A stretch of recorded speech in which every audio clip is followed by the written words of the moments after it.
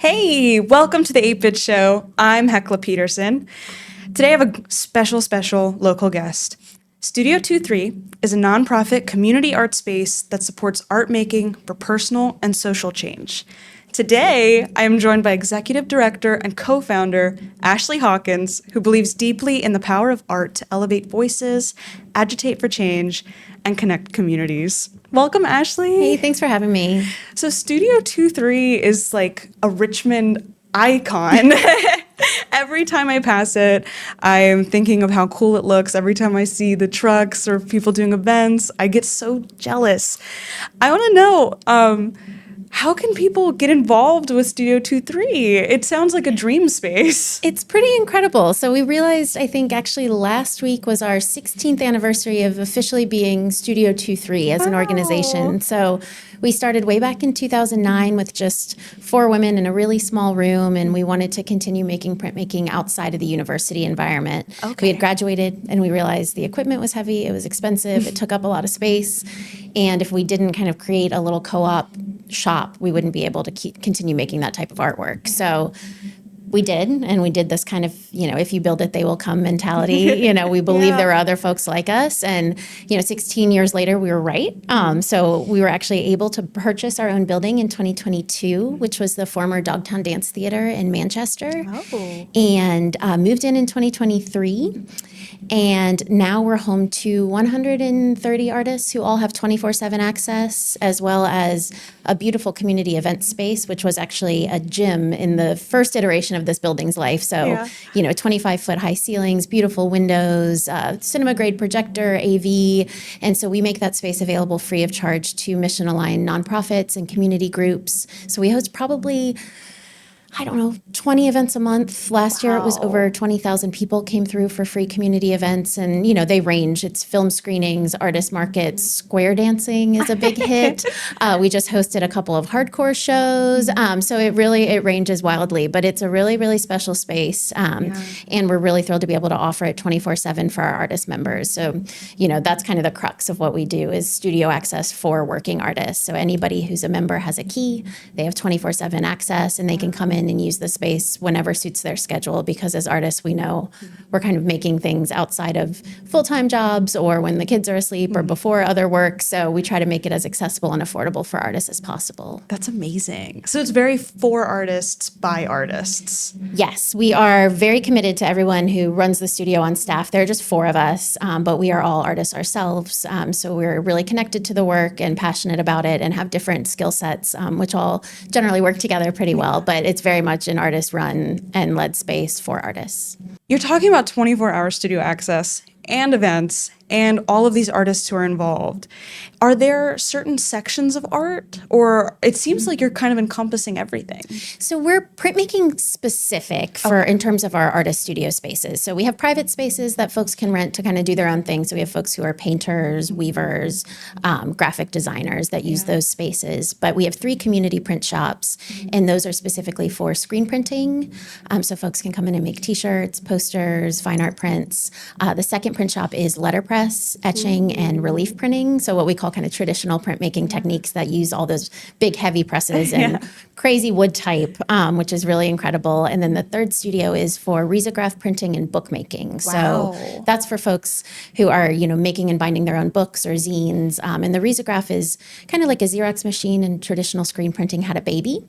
So it's one color at a time, and you can print thousands very quickly, but if you want a second color, you have to put them all through the machine again. But it's become a really popular machine for artists to be using. Initially, it was like for church bulletins and grocery store circulars, and then they got phased out because they're finicky and obnoxious, but they're really cool.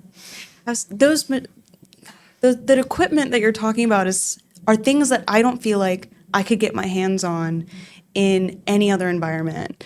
So I think this is a very accessible space, and I see the word accessible a lot when talking about your space. Can you tell me about what accessibility means to Studio 23?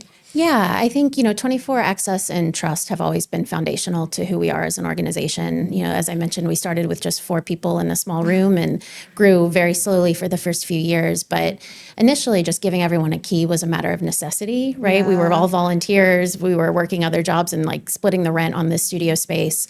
So everybody just needed to come and go. There was no staff to speak of. But now, throughout the years and particularly in this moment, we've realized that folks having that space is incredibly important. They need to be able to access it whenever works for them. Yeah. I'll come in the morning and folks have made thousands of prints overnight. They're on the drying racks. It's wild. But, so the 24/7 access is a huge pillar. And folks take such great care of the space. We'll come in and somebody's made coffee and biscuits in the kitchen or like planted flowers in the flower bed, which is wild. So everybody kind of has a sense of shared ownership and stewardship of this giant, beautiful building and all the stuff in it. Yeah. And then I think the other part of accessibility for us in terms of artist membership is affordability.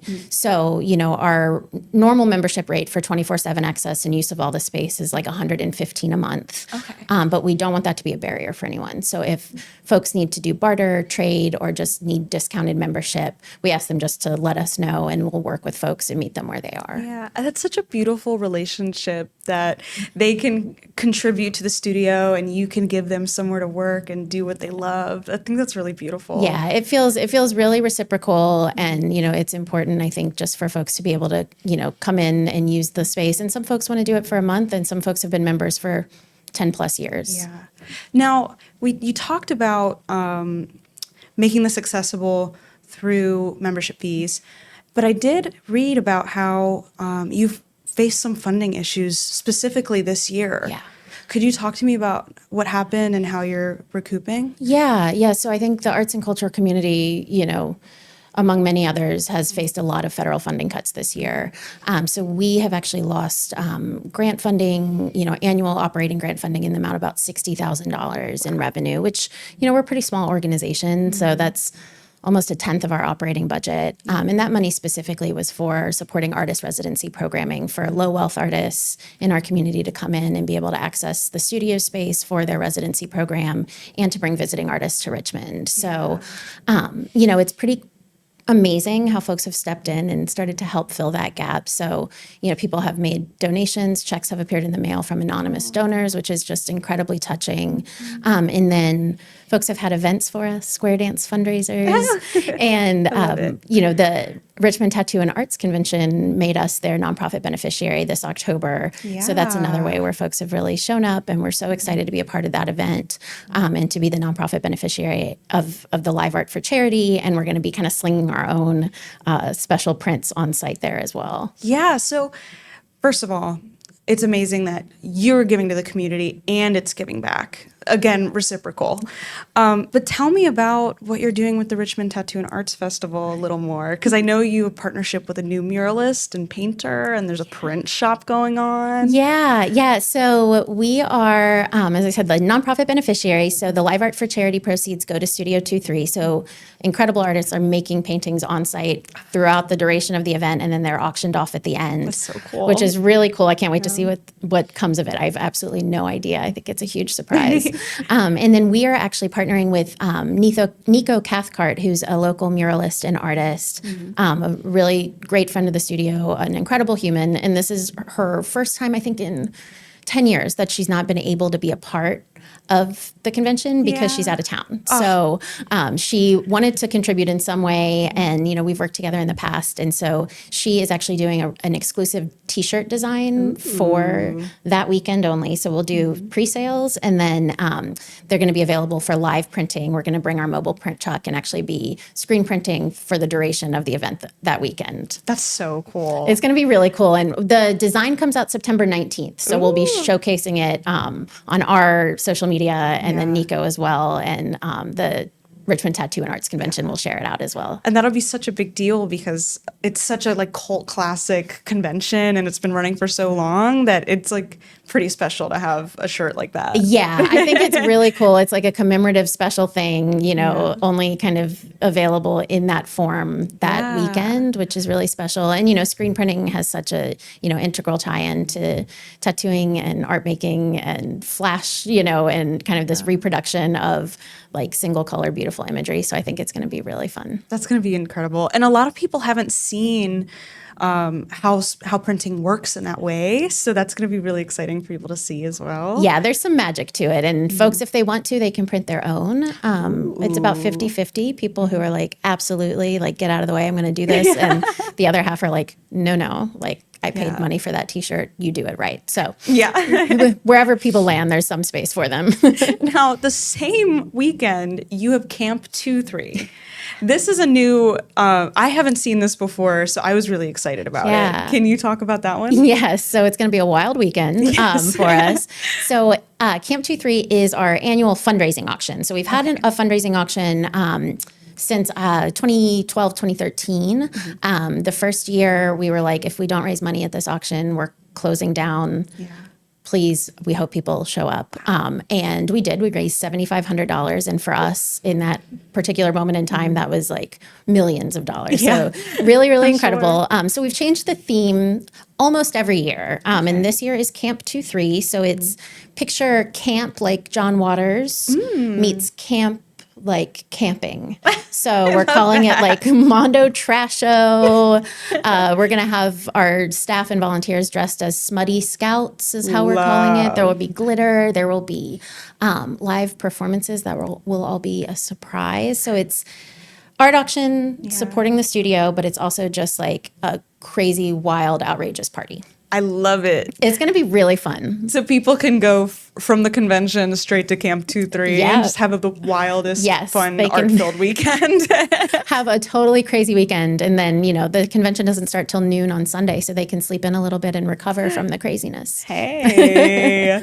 Well, perfect. Last but not least, I want to know, how can people contribute? How can people find you and join these workshops and classes? Yeah. So you can find us at studio23.org is our website. And the number of times I've said this in my lifetime is in the millions, but it's all spelled out, studio23.org. And then our Instagram is another great site for like all of our upcoming events, and we share all of the community events there as well. So we invite folks to come to any of the free community events, to join the studio as members if they're artists themselves, or to come take a class. Our classes are all skill levels, open to anyone, so no prior experience is needed. So they're kind of a great way to dip your toe in and see if it's a good spot for you to continue possibly with a membership. That's so lovely. Cool. So then if you're in the Richmond area, or the Virginia area, or visiting, you know how to find them. You can come get involved in the art.